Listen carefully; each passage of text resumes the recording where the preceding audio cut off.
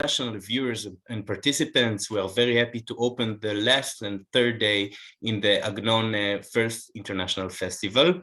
This event will be conducted both in Hebrew and English. If you want to hear or to listen to the translation into English, please press on the interpretation button down below, the globe button, and select English. אירוע זה שודר גם בשפה האנגלית וגם בעברית. אם אתם מעוניינים לשמוע את התרגום הסימולטני לעברית, לחצו על כפתור interpretation על הגלובוס למטה במסך שלכם ובחרו בעברית. תכף נצא לביקור קצר בבית פרויד שבלונדון. הפסטיבל הזה הוא בעצם גם מחווה לבתי סופרים נוספים ברחבי העולם. ולאחר מכן נדבר עם דוקטור רולניק על יחסו של עגנון לאבי הפסיכואנליזה. מוזמנים להישאר איתנו. אני מזכיר לכם שכל הפסטיבל הזה החלטנו להביא אותו אליכם בחינם, ואנחנו מתכננים עוד להביא אליכם עוד אירועים כאלה, להגיע לכל הארץ וגם לעולם. אז אם תוכלו לתמוך בנו כדי שנוכל להמשיך בפעילות הזו, אנחנו נשמח לעזרה מכם. כל אחד לפי יכולתו, ניתן לעשות זאת בפעולה מאוד פשוטה באתר בית עגנון. תודה רבה. And now we are going to visit the Freud House in London, and I'm very happy to introduce you Emilia Razkowska, the Education and Outreach Manager at the Freud House. Hello and good evening, Emilia. Hello, and thank you very much for the invitation. We are very happy to be able to be part of this exciting event. So I will take you on a tour around the 360 video tour around Freud's house. But before we do that, I would like to just say a few words to contextualize Freud's presence in England. He spent the final 14 months of his life here. And it's quite important to keep in mind how he ended up here, because that really sort of casts a shadow on his stay and on all the times which were both quite joyful and happy, but also really overshadowed by a sense of guilt and sense of worry about everything that was going on back there in Vienna. So Freud came here as a refugee by the Nazis in 1938, and he came with his immediate family. He had 6 children in total. One died in 1920 of during the influenza pandemic, and Freud managed to come to London with his wife, sister-in-law, his youngest daughter, and his other children had already escaped from Vienna before. And it was a very difficult decision for Freud to come here for many complex reasons which are beyond the scope of this talk. But one of the things that we have to remember is Freud's lifelong enduring passion for England, his love of England, of the English people and English ways, and his particular passion for English literature and science, which he referred to many times in his writings. And in a way that perhaps contributed to the difficult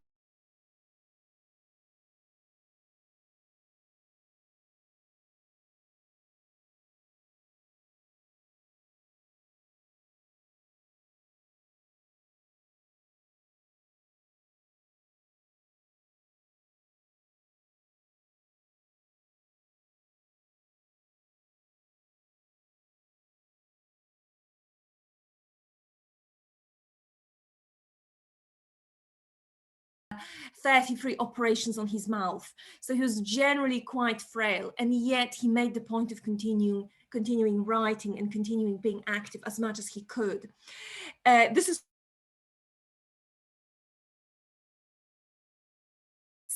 and Anna stayed and continued living in this house after both her parents died, and she herself died in 1982, and it was today. So we are located in North London, and we opened only 4 years after her death. And because she only died 39 or so years ago, there are still quite a lot of people who are around, who knew her in all sorts of capacities. And we conduct this massive oral history project where we ask people and want to collect all accounts of her. And many of the people we speak to used to be her patients. So we have a very unique view, because she spent most of her time working with children or young people. So obviously, because of the age difference, they are still with us. And just an example from, this is a picture from the Hampstead War nurseries that Anna set up in England during the war, during the Blitz. This is what the house looks like from the outside. And one of Freud's dearest places in the house was the garden. And I would like to show you a few unique pictures from his last birthday celebrations. So this was in the garden on the 6th of May, 1939, just a few months before he died. So this was a birthday table with gifts. And this is Freud with his daughter Anna looking at the gifts. The picture is remastered in color because obviously the original was black and white. Loads of gifts. And dogs played a very important role. And in fact, Freud was separated from his dogs when he came to London. So the dogs had to go into quarantine. But here you've got pictures of the dogs participating very much in the birthday celebrations. They were carrying letters written as if they were written from them. In fact, there were poems written by Freud's children. And the dogs were supposed to come and congratulate Freud. And quite remarkably, the dogs continued playing an important role during the sessions Freud conducted with patients in London, because they would very often accompany him into the study, into the clinical room where he was seeing patients.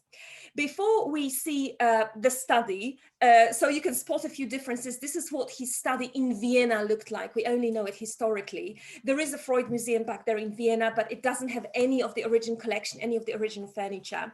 So just have a good look. You'll be able to spot the differences. I'm going to take you in just a few seconds into his house in London. And this is what the couch, actually, the famous psychoanalytic couch looked like. This is the naked couch, which was a gift from one of Freud's grateful patients in 1891 or two. So this is what the naked piece of furniture looked like. And in a few seconds, you'll be able to see the actual couch and how Freud decorated it. And this is a picture, a bit of a peek into what his desk looked like. And I'm going to show you what the desk looked like and in color in Maresfield Gardens in London. But the remarkable thing is that the arrangement remained largely the same. So much so that Freud's housekeeper was actually rumored to have made a special map marking where each piece was. And to make sure that the collection will be able to, and the kind of feel to be able to be reproduced in the new house. This is a close-up on. But the thing I would like to very much bring your attention to is Freud's close relationship with his collection, and the very complex, psychologically complex fact that his collection accompanied Freud to London, which was not immediately obvious that was what was going to happen. So the Nazis, in fact, had asked for something they called a fugitive tax to be paid for the collection, for the release of the collection. After it was already agreed that the Freuds were able to come to London.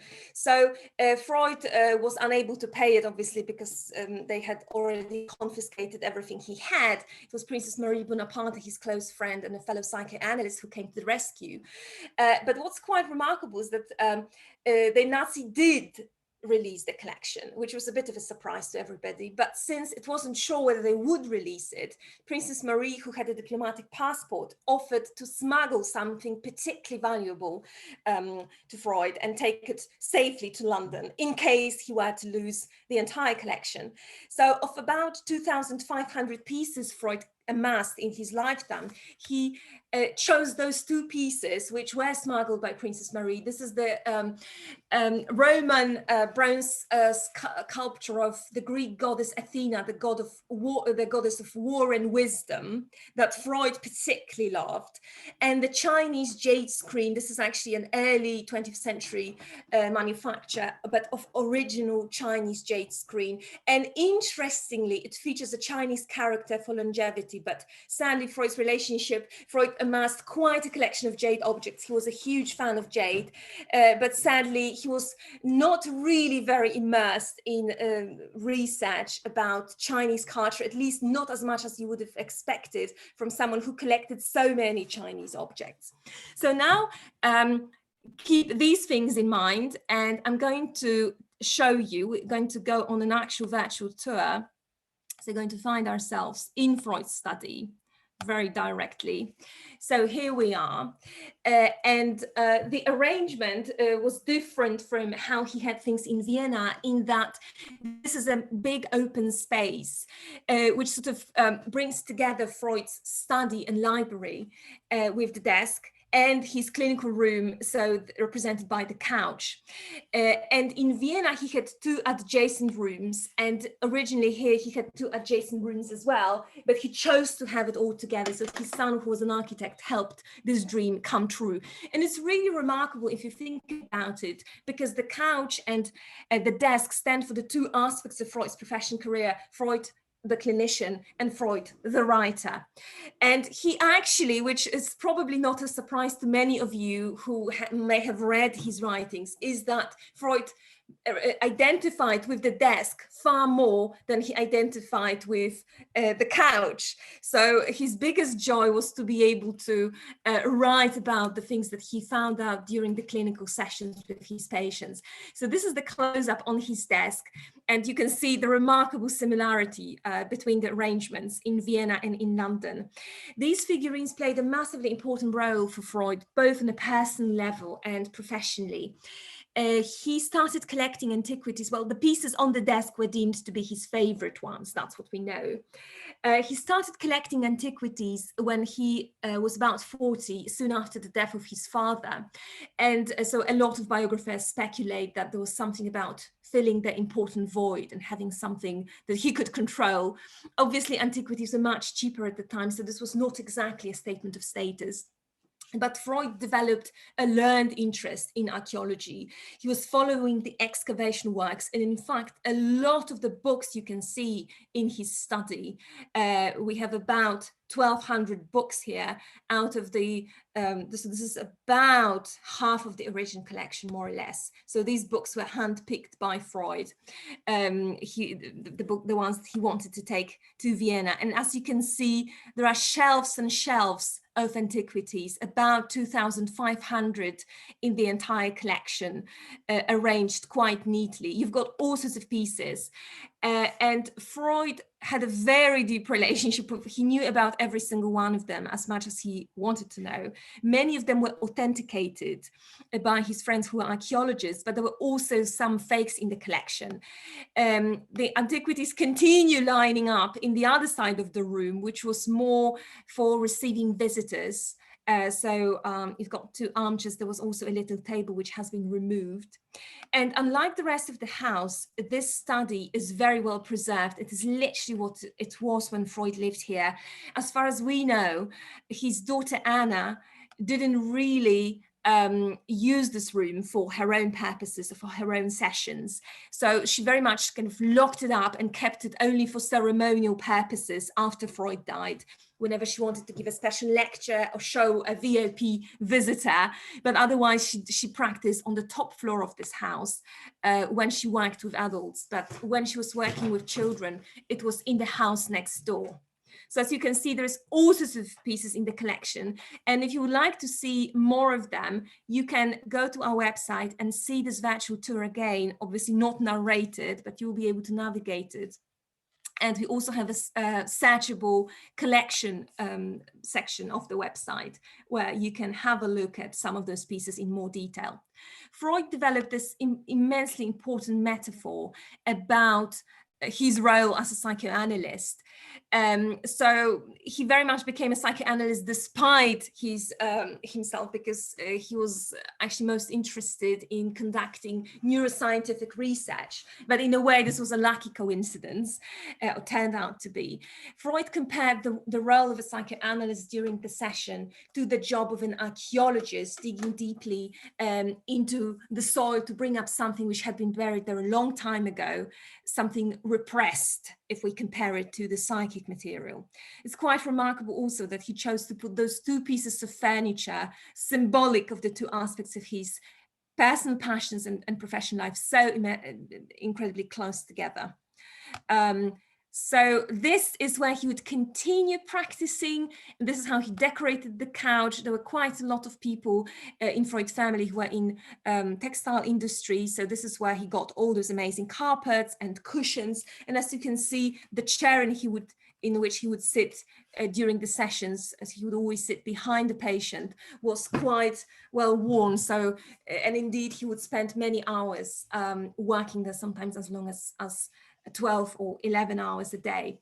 And now as we go upstairs, I just wanted to say, maybe let's have another look at the couch to comment on that. There was a very particular way Freud asked his patients to speak to him, the way we call free associations. This is the kind of fundamental rule of it. So the idea was for people to relate everything that was going on through their minds exactly as it was appearing.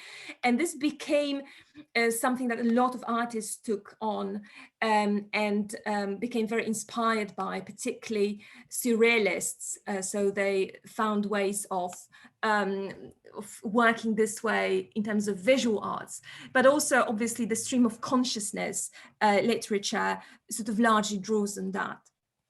This is the half landing, very beautiful. And as you can see, the house is really huge.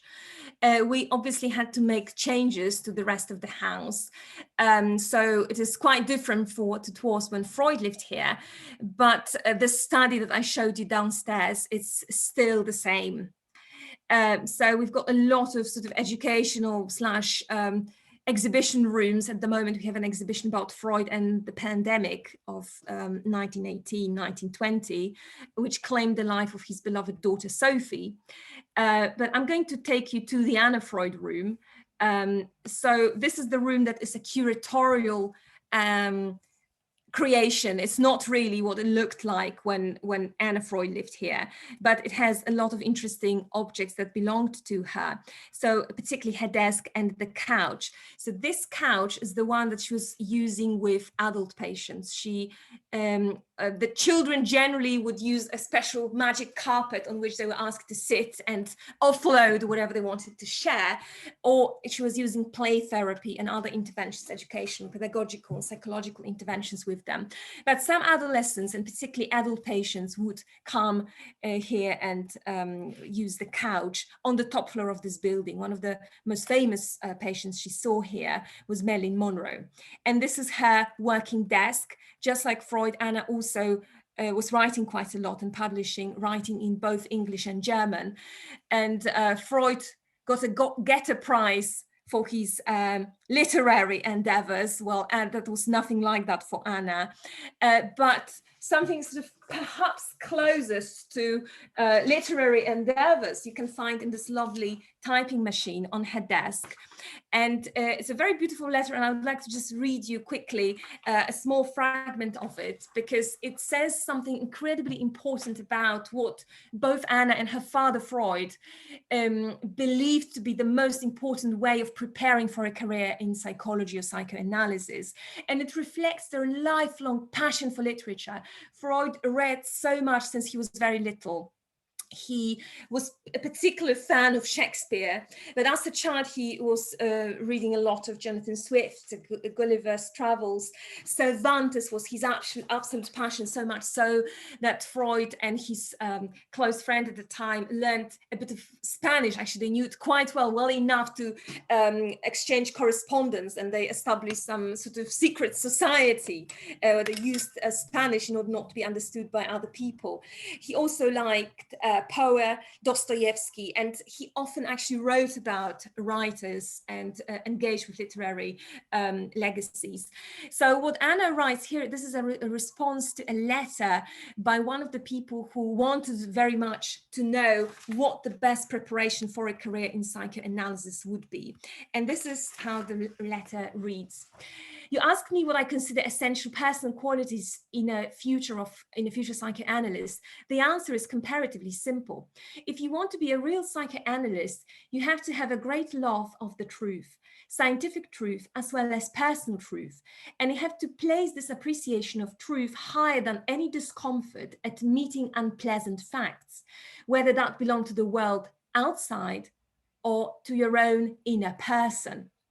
Further, I think that a psychoanalyst should have interest beyond the limits of medical field, in facts that belong to sociology, religion, literature, and history. Otherwise, his outlook of his patient will remain too narrow. This point contains the necessary preparations beyond the requirements made on candidates of psychoanalysis in the institutes. And now the most important bit. You ought to be a great reader and become acquainted with the literature of many countries and cultures. In the great literary figures, you will find people who know at least as much of human nature as the psychiatrists and psychologists try to do. And just kind of drawing to an end, one of the perhaps most important things and objects in the collection you can think of in terms of Freud's own literary inspirations is his Philippson's Bible, which was a gift to Freud for his 35th birthday. It was a gift from his father. And I'm going to show you a picture of that. And in terms of the books that were most important in terms of Freud's own legacy, the one actually that he felt particularly proud of, it was his sort of Bible of psychoanalysis, the so-called Interpretation of Dreams. I'm going to share my screen again. And the Interpretation of Dreams was published in 1900, and the English translations only came in 1913.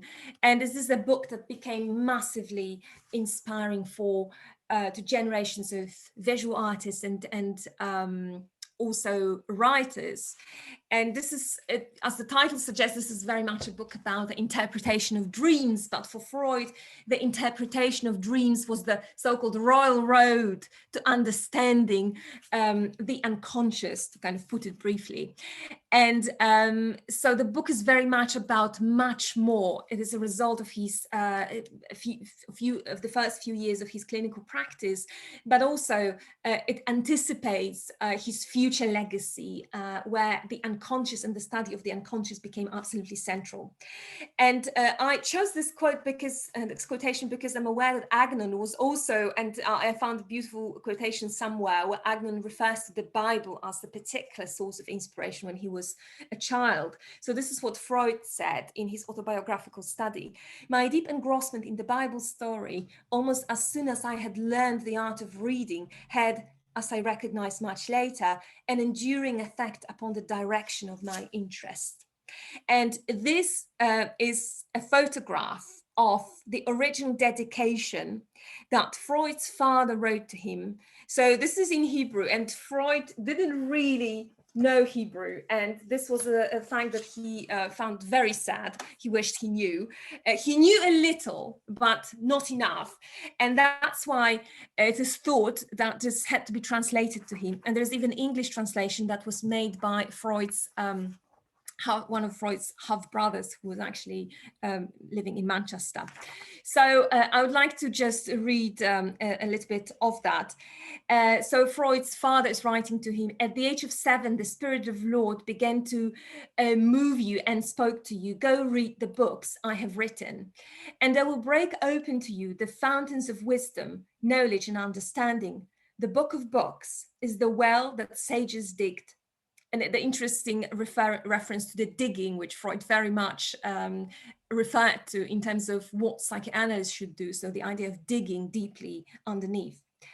And in which the lawgivers caught knowledge and justice. The vision of the Almighty you saw, you heard and ventured.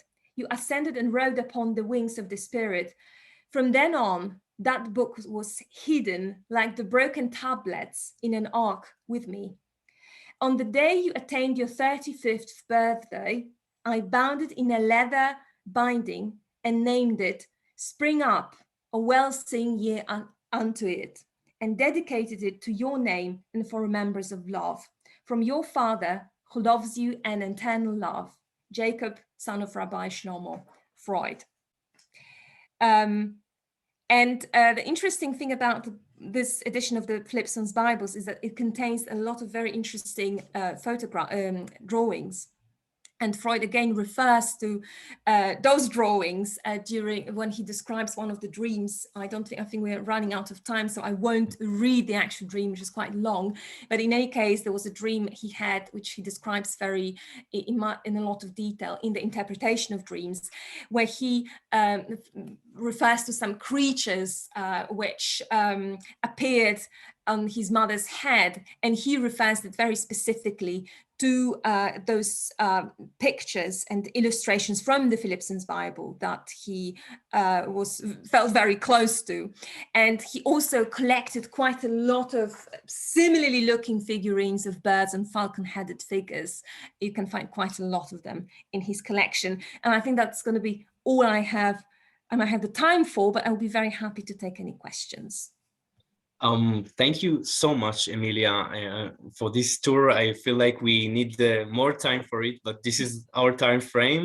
I have to say that this is very exciting for us, because to see the Freud's working room and the Agnon working room here just meet online, I think it's for the first time, it's very exciting. I have to say another fact that is very interesting. One of Agnon researchers just texted me, Dr. Ruchama Elbag, that Freud's father and Freud's family are from Buchach, the hometown of Agnon, and Freud's father that you just mentioned told Freud a lot of stories about Buchach.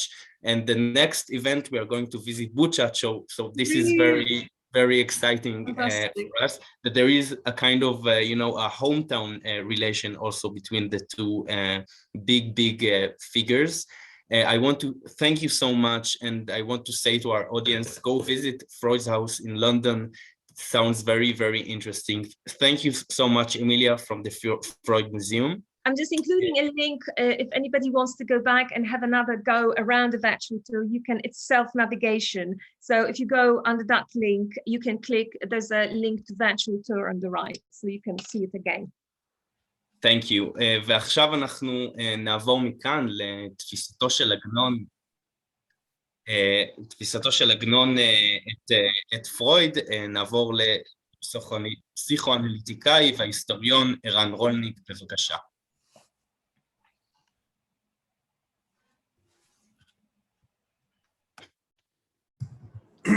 ערב טוב, אני מקווה. שלום אסף, שלום לכולם. אני מקווה שאני נשמע ברור ושרואים אותי. אני אדבר בעברית הפעם, ואני אסמוך על התרגום הסימולטני, שגם אחרים יוכלו להבין. התבקשתי לדבר על המפגש בין עגנון לפרויד, וזה נחמד שהשעה הזאת מתחילה בסיור בבית פרויד בלונדון, משום שאני גם התוודעתי להיכרות שבין פרויד עגנון לפרויד, בביקוריי הראשונים בבית פרויד בלונדון, משום שאני התחלתי לחקור לפני די הרבה שנים את התקבלות מחשבת פרויד ורעיונותיו בארץ ישראל.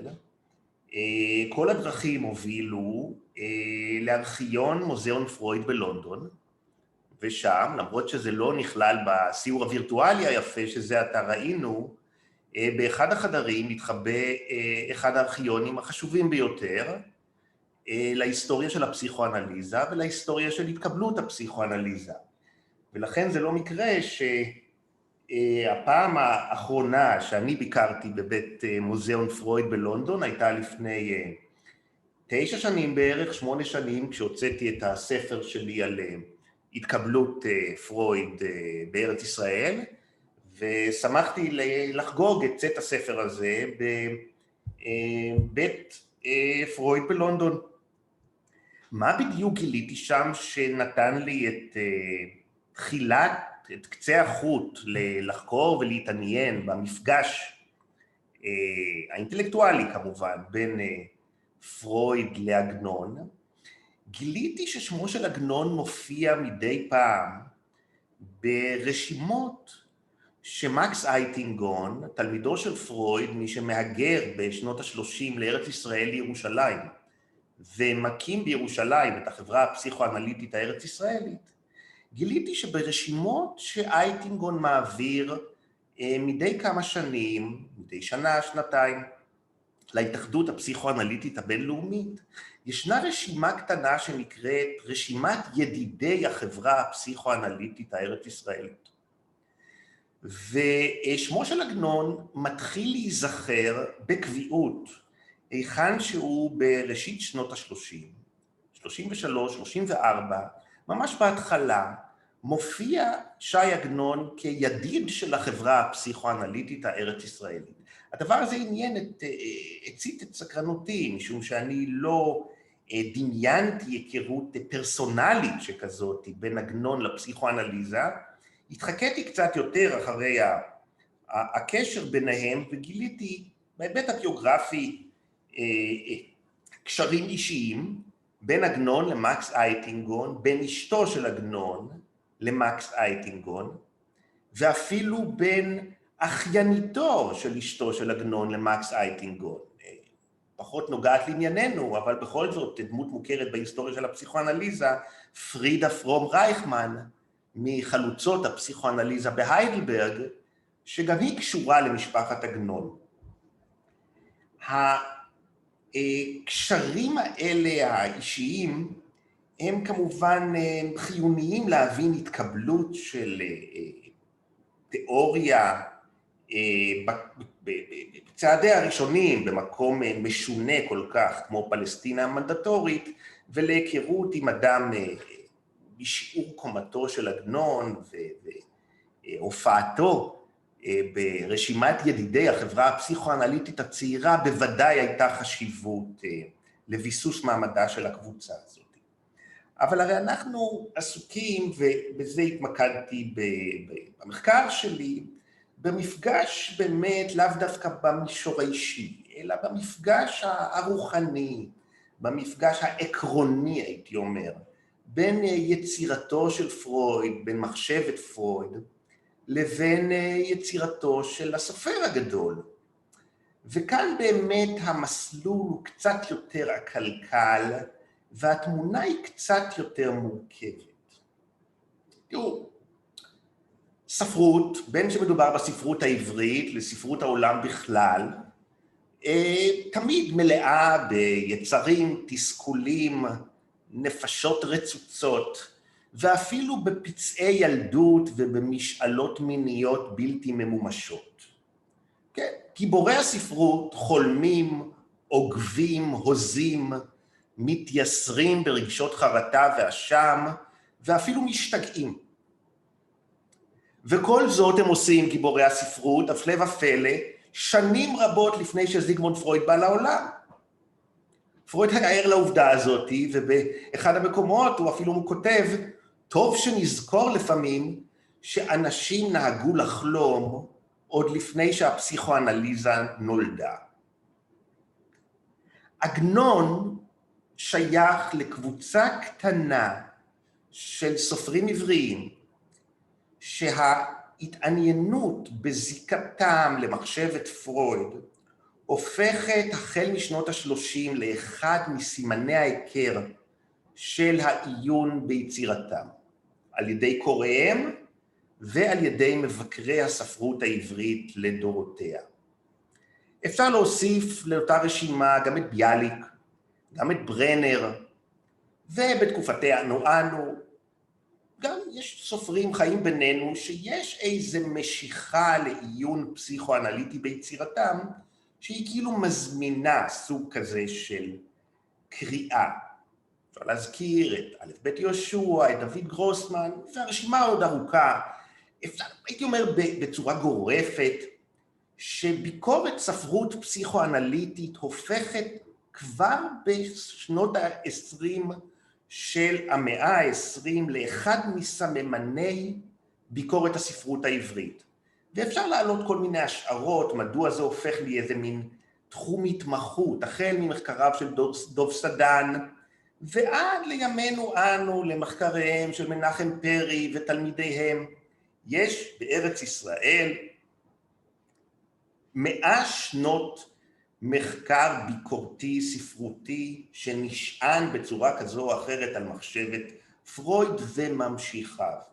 עד כדי כך שהייתי אומר שמה שנחשב בשנות ה-20 של המאה הקודמת, חתרני וחלוצי, מתקבל לפעמים היום כאיזה סוג של אנכרוניזם, כן? לפרש יצירה ספרותית דרך משקפיים פסיכואנליטיות, אני לא חושב שזה היום נחשב לאיזה אוונגרד ספרותי. אני רוצה אבל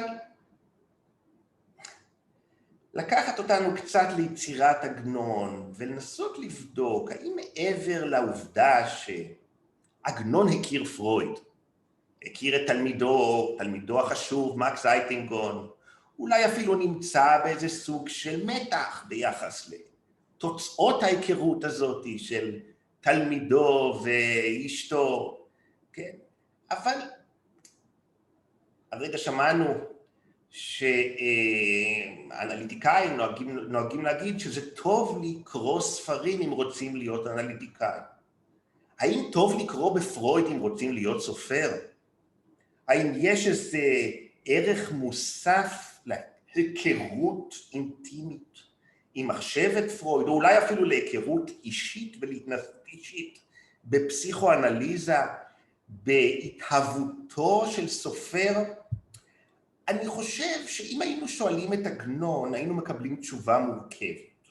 פה אני מגיע לשאלת נוכחותו של פרויד ביצירת עגנון. תראו למשל בלפנים מן החומה, כן?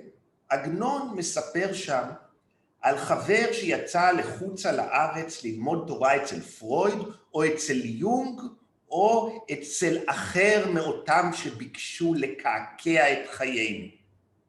כך כותב עגנון. בהמשך של אותו סיפור הוא כותב, הפכתי חלומי לסמל, אשר שונא אני לו מכל דבר אשר אשנא, ולא אוכל שאת את הסמלים שפוערים את פיהם לקבל חוקים לבלי חוק. ובהמשך, ואולם אתה, בצרת נפשי, התחפשתי והלכתי אצל הסמלים. מה אנחנו שומעים פה? עגנון מבקר, מתנכר, מסתייג מפרויד ותלמידיו, או שבצר לו הוא נמשך באיזשהו אופן להרמנויטיקה הפרוידיאנית. האם הוא אוהב או סולד את המסמן הפסיכואנליטי? דבר אחד כנראה עגנון יודע משלב די מוקדם, ואני חושב שזה שוב מהדהד גם את הדברים ששמענו בעת הביקור בבית פרויד. נפש האדם כמהה לידיעה וחרדה מפני הידיעה העצמית בעת ובעונה אחת. אני חושב שגיבוריו של עגנון, ואני אינני חוקר עגנון אלא קורא מזדמן, אני חושב שחלק גדול מגיבוריו של עגנון משתמשים במסמן הפרוידיאני כדי לנהל את המשא ומתן המורכב הזה שלהם עם הכרתם העצמית.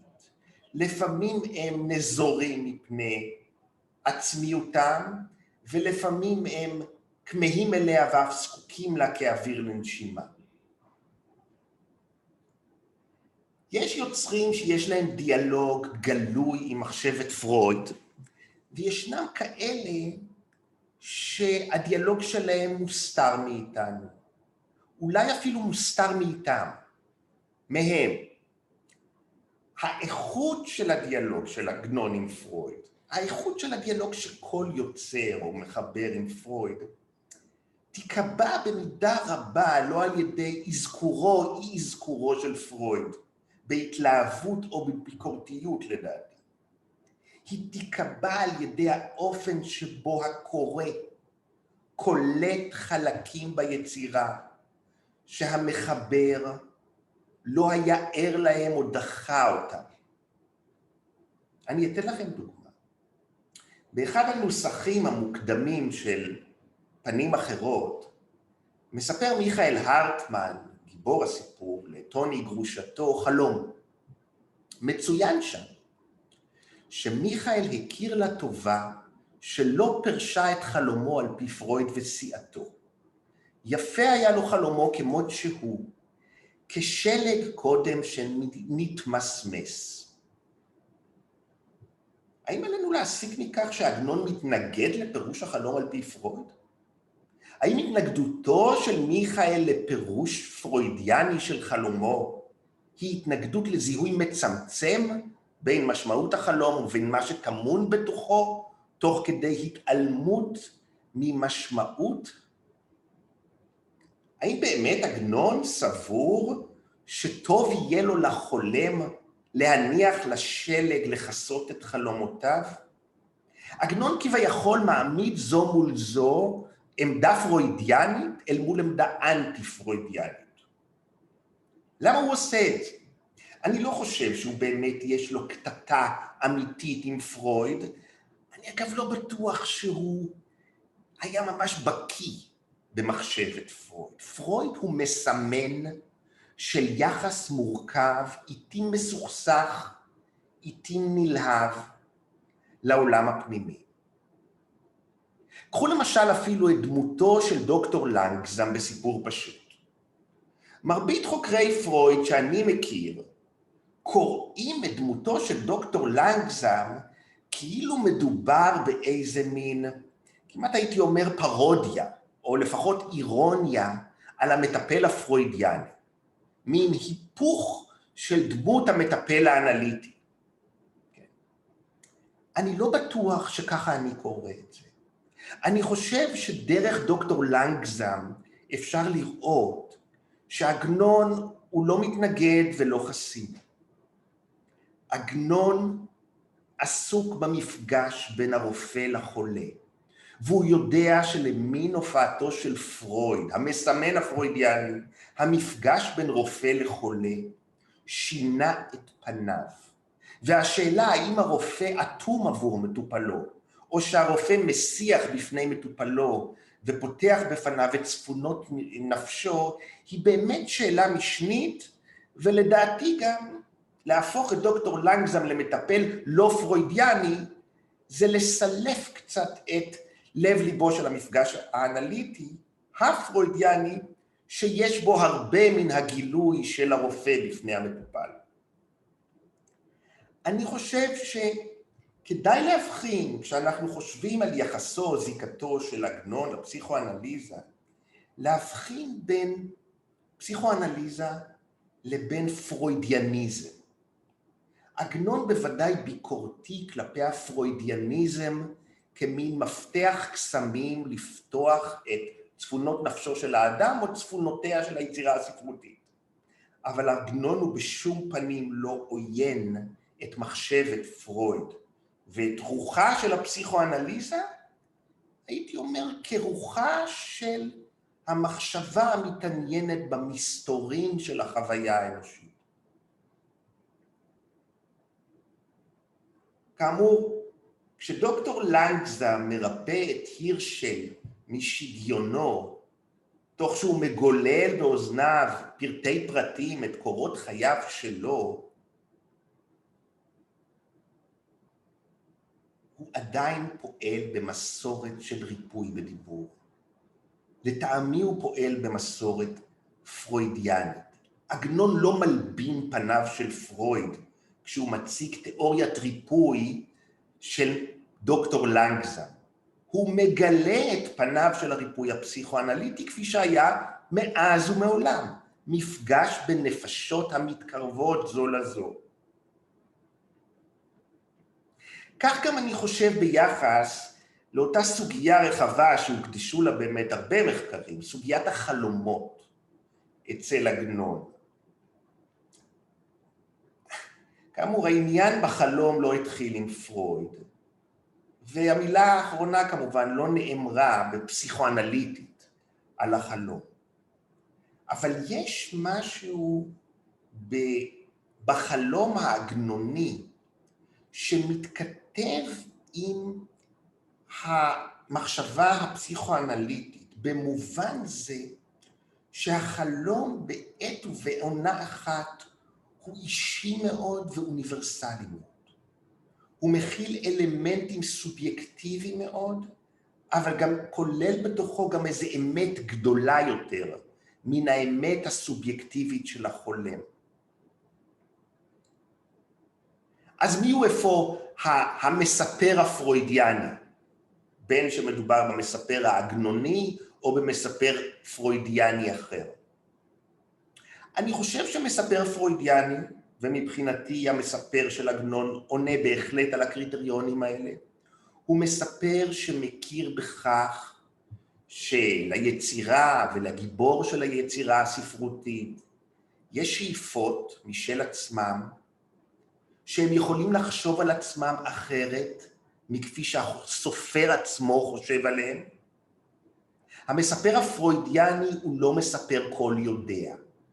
הוא לא מספר שתומן מעשה אומן את זרעי הפורענות בילדותו של הגיבור, על מנת שברגע מסוים יתייצבו זרעי הפורענות האלה, צלקות ילדותו או טראומה מינית מוקדמת, וישמשו את הקורא כאילו היו סיבת כל הסיבות לגורלו של הגיבור.